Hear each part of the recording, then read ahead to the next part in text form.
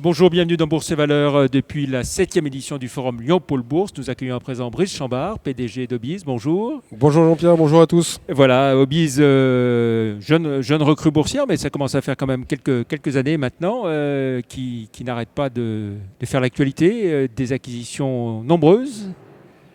Alors effectivement, quelques acquisitions. Première en 2022, donc mai 2021, introduction en bourse. Juin 2022, rachat d'Adelia, une belle entreprise du côté de Toulouse, présente dans plus de 20 pays, qui nous a permis d'avoir une brique technologique qui nous manquait pour depuis prendre des marchés importants. Je pense notamment à celui de la Poste jusqu'en 2030. Ensuite, l'année suivante, SLD. Voilà. Donc là, c'est vraiment l'acquisition qui a fait la différence. Sport loisirs, distribution. Ski Loisirs Diffusion, avec le leader de la billetterie dans le domaine des CSE et des inter-CSE, avec 80% du marché. Et puis là, dernièrement, achat plus PME depuis fin juin de cette année. Voilà, avec une activité qui a bondi et donc vous réalisez bien plus tôt que prévu les objectifs que vous aviez annoncés en arrivant en bourse il y a 3 ans. Alors il est vrai qu'en 2021, on avait annoncé faire 50 millions d'euros de chiffre d'affaires en 2025. On a fait plus de 100 millions en pro forma l'année dernière et on a disclosé qu'on ferait à minima 125 millions d'euros de chiffre d'affaires cette année.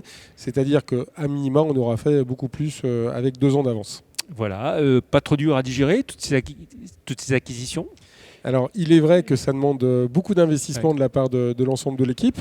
Donc là, maintenant, il y a une phase, on va dire, de croissance externe qui va être peut-être mise en pause, le temps de, entre guillemets, digérer ces différentes acquisitions et faire en sorte qu'il y ait un maximum de synergie, augmenter la productivité à tous les niveaux, favoriser le partage des axes de croissance avec toutes les entités du groupe et on est en train d'y travailler. Voilà, on va rappeler vos grands métiers. Donc ça tourne autour de tout ce qui est programme affinitaire. Alors notre ambition, c'est vraiment le leader de la partie programme relationnel, fidélisation des clients et des collaborateurs. On se veut être vraiment un booster d'écosystème. Et donc pour ce faire, on a plusieurs armes ou plusieurs solutions à proposer. La première, c'est des programmes de fidélité sur mesure pour des entreprises du CAC 40. Je pense à AXA, je pense à Vinci, je pense à Cogedim ou à d'autres entreprises de ce type-là. Une Grand Amco, pourquoi pas. Et ensuite, on a également la volonté d'accompagner des TPE, PME avec des briques technologiques. Ça, c'est le cas d'Adelia qui est présent sur les marchés des offices du tourisme, des villes, des enseignes également. On a plus de 50% du marché de la parapharmacie en France, donc pour des programmes de fidélité. Comme je disais, présent dans plus de 20 pays aujourd'hui.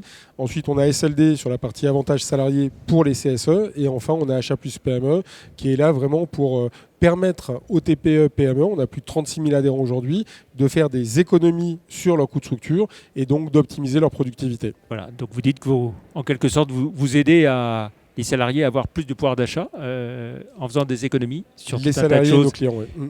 Tout à fait. Et puis l'activité aussi e-commerce, aussi, boutique de e-commerce, qui a beaucoup été boostée également. Alors c'est vrai que cette activité-là est dopée du fait de la consommation des salariés des entreprises clientes et des clients de nos clients. C'est vrai qu'on est sur des taux de croissance qui sont relativement élevés. On parle d'hypercroissance. Donc c'est l'hypercroissance que l'on a à gérer maintenant depuis le début de l'aventure d'Obiz, c'était en 2010. Donc on continue à absorber cette hypercroissance et là on va se focaliser sur la rentabilité de nos opérations. Voilà, et vous annoncez, donc vous dites chaque année, cette année, combien de programmes en plus, nouveaux ? On est à minima, parce qu'on avait dit entre 5 et 7 nouveaux programmes lors de l'introduction. Après, c'était entre 20 et 25 nouveaux programmes par an. Et là, on est à plus de 30 et on compte conserver cette dynamique tous les ans à minima. Voilà, on va rappeler donc les résultats du premier semestre 2024 en chiffre d'affaires et en résultats. Donc en chiffre d'affaires, parce qu'on n'a pas encore annoncé les résultats, chiffre d'affaires, on est à plus de 200% de croissance sur le chiffre d'affaires. Et les résultats, on va les discloser au mois d'octobre, donc mi-octobre. Et on va faire en sorte que, comme d'habitude, ils soient conformes à nos attentes, voire au-delà. Aussi bien que ce que vous aviez annoncé, laissé entendre. Et donc sur l'ensemble de l'année, vous l'avez dit, chiffre d'affaires. Donc à minima, ça sera 125 millions versus 80 millions en consolidé l'année dernière, un petit peu plus de 100 millions en pro forma. Donc encore de la croissance. Et on a disclosé qu'on ferait...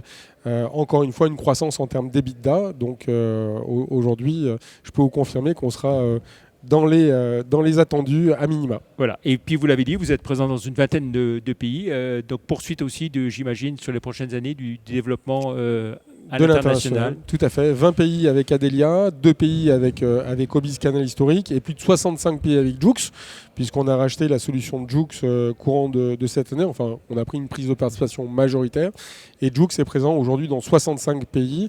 Et c'est vraiment une solution qui doit nous permettre aussi de dynamiser notre dynamique à l'international avec une solution qui est innovante et qui répond à des problématiques de nos clients. Voilà, donc ça c'était pour Obis. Brice Chambard a plusieurs casquettes, dont celle aussi au sein de Lyon-Paul Bourse, président du groupe des sociétés cotées. Un mot sur cette journée, hein, ce forum dont j'ai dit c'était la 7e édition. 7e édition qui est une belle réussite. On a plus d'investisseurs qui ont fait le déplacement pour venir nous voir que la 6e édition.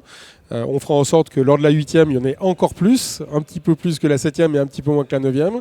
Après, on va dire, je ne veux pas dire des déceptions, mais en tout cas quelques points majeurs que l'on a eu à vivre. On a fait un point avec Jean-Michel Desquer ce midi, puisque Jean-Michel a annoncé sa sortie de cote. Voilà. C'est vrai que c'est quelque chose. On l'a accueilli sur ce plateau, bien sûr, oui. Bon, Jean-Michel, comme je l'ai dit tout à l'heure, président coté d'un jour, président d'entreprise coté un jour, président d'entreprise coté toujours. Donc il sera toujours le bienvenu parmi nous et nous faire bénéficier de ton expérience. Une introduction qui date de 1997, donc ça date. Donc c'est vrai que c'est aujourd'hui, il y a un forum qui a un goût particulier. Je pense à Laurent Fiard qui fait une sortie de code Visiative. Oui. Je pense à Clasquin, mon ami Yves Revol, qui lui aussi fait une sortie de code. Je pense évidemment à notre ami Jean-Michel Bérard d'Esquer. Donc tout ça pour dire que moi je continue à faire la promotion de Lyon-Paul Bourse et de l'avantage d'être dans une entreprise cotée, parce qu'il y a tellement d'avantages à être dans une entreprise cotée, il y a tellement de moyens qu'offre la cote et qu'on n'offre pas du private equity, que je continuerai, non pas à opposer, mais en tout cas à faire la promotion de Lyon-Paul Bourse. Qu'il y ait des sorties de cotes, c'est normal, hein, on va dire c'est la vie de la bourse. Ce qui est plus inquiétant, c'est que des introductions, il y en a peu, pour ne pas dire quasiment plus depuis 18 mois. Vous avez été en 2021 dans les derniers, il y a eu aussi Mat Pharma, il y a eu le permis libre. Quels arguments vous donneriez à une entreprise pour venir se faire coter et pour, entre guillemets, remplacer les valeurs qui s'en vont ? Alors déjà, la sortie de cote se fait à des moments très particuliers. Hein. On voit que Jean-Michel, il a donné ses raisons tout à l'heure. Aujourd'hui, une entreprise qui peut venir sur le marché va pouvoir rechercher des fonds, évidemment, puisque c'est quand même du carburant pour financer sa croissance, conserver sa liberté d'entreprendre, ça pour moi c'est quelque chose qui est fondamental. Quand on est entreprise cotée, on a des partenaires qui nous accompagnent, mais ce n'est pas des partenaires qui vont être au sein de la gouvernance, donc ça c'est quelque chose qui est fort. Moi, à titre personnel, chez Obis, ça nous a permis de donner des actions gratuites à tous les collaborateurs. Ça, c'est quelque chose qui est aussi est quelque chose de très intéressant. En termes de visibilité, il ne faut pas se leurrer, mais quand on est une entreprise cotée, on n'est pas une entreprise lambda et on affiche très clairement son ambition, son goût du challenge, sa capacité à être transparent sur les marchés parce qu'il faut de la transparence pour être sur les marchés. Et puis après, c'est le goût du challenge aussi. Enfin, je pense que vraiment, ça me permet de me comparer à des copains. Tout à l'heure, Philip Media ou d'autres on est dans cet esprit de compétition. Alors, c'est pas forcément évident tous les jours, il ne faut pas se leurrer.